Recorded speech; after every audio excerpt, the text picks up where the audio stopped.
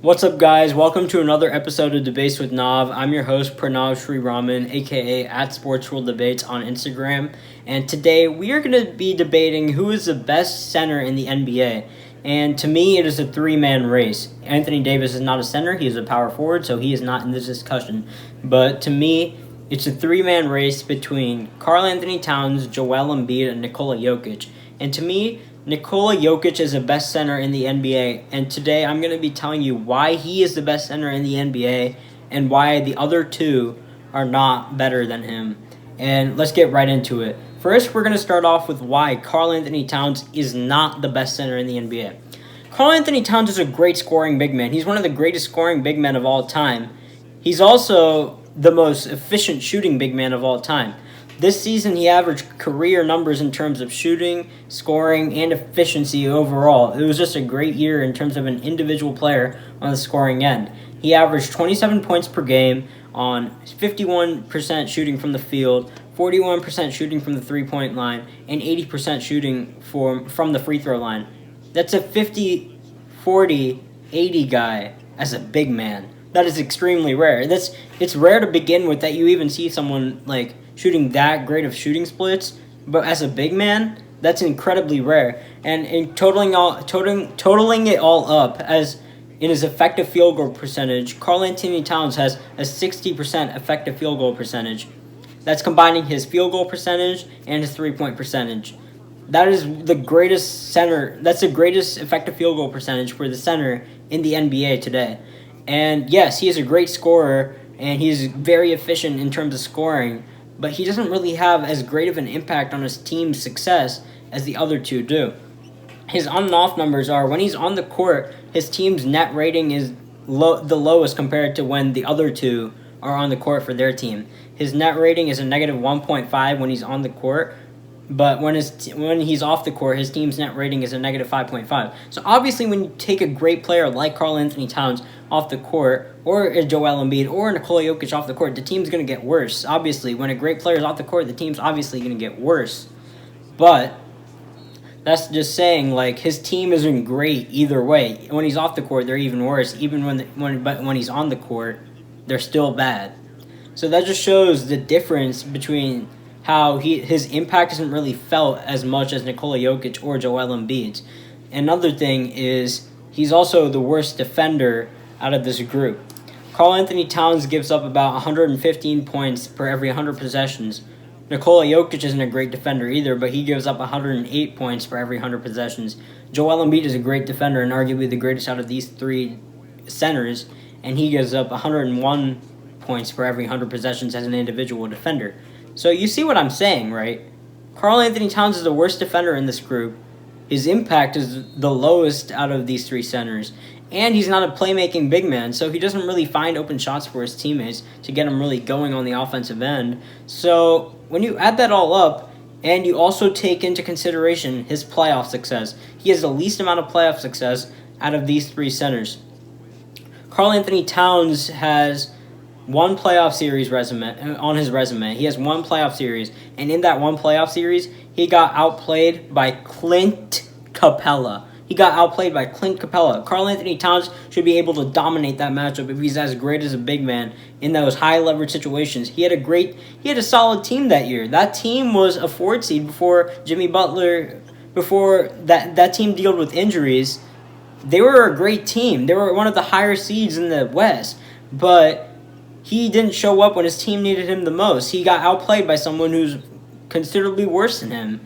That's just the way to put it. He had Jimmy Butler, he had Andrew Wiggins, he had Derrick Rose, and somehow, some way, he managed to get outplayed by Clint Capella as an individual player. And yes, they weren't projected to win that series, but that's just showing you that in high leverage situations, do you really want your big man to be outplayed by someone who's considerably worse than him? No, I don't think so. So when you take that all into consideration, I don't think you could really say Karl-Anthony Towns is the best big man in basketball, or the best center in basketball, because that's what this argument is about. But with all that taken said, he doesn't leave as big of an impact on his team as the other two, and he doesn't have as much playoff success in the most important season, the postseason. He has the least amount of success. I don't think you could say that's the best center in basketball. Now, let's get to a reason why Joel Embiid is not the best center in the NBA. Joel Embiid can do it all on the basketball court. He could score, he could defend, but he is very inconsistent. That's the main problem with Joel Embiid. He's a very inconsistent big man. He's more of your traditional big man who can dominate in the post. He blocks shots, protects the rim, plays great on-ball defense, puts pressure on the offensive player, absolutely bodies the defender when he's on the offensive end. But he's very inconsistent, and that could be highlighted by his playoff performance last year. One game he could go off and windmill dunks, wave his arms like he's a bird, and the next game he's going to make an excuse that he's sick and he was vomiting the previous night. What's the case, Joel Embiid? When is it going to stop? The constant excuses, the constant injuries. I get the injury part, but at some point you have to just realize that availability is the best ability, whether you like it or not. And I saw an interesting stat today. Jason Tatum, who is a third-year player who was drafted in 2017, has played more career games than Joel Embiid, who was drafted in 2014. Availability is the best ability. You get what I'm saying? When you take into that amount of magnitude is how much games Joel Embiid has missed throughout his career, to the fact that someone who is 3 years younger than him has played this more amount of games. And another thing with his inconsistencies is along with that he's inconsistent, he doesn't leave as much of an impact on his team as someone as Nikola Jokic does. You could argue that Joel Embiid has had better teams than Nikola Jokic has. Last year, his team was absolutely stacked. Hell, they went to a Game 7 against the reigning defending champions, Toronto Raptors, but he wasn't the main catalyst of that. That was Jimmy Butler. He had Ben Simmons. He had Tobias Harris. This year he has Al Horford. What's the issue, Joel Embiid? If you're the best center in the NBA, your team should be so much better than the 6th seed in the East right now, possibly facing a first-round exit. That's unacceptable if you're the best big man in the NBA.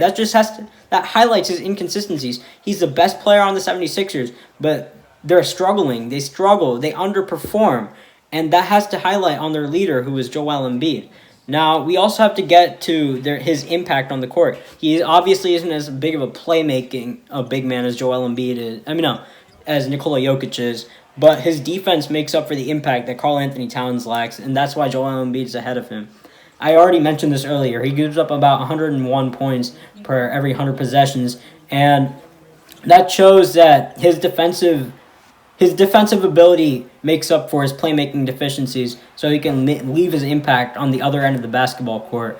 But even when he is on the court, his team is better, obviously, but it's a 4.8 net rating, and when he's off the court, they're a 0.3.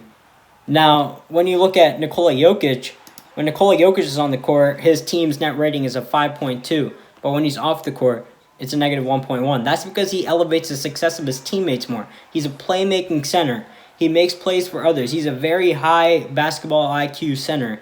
He makes plays. He can find open passing lanes. He can pick and roll. He could do it all except defend at a high level. And he's not the most athletic guy on the court.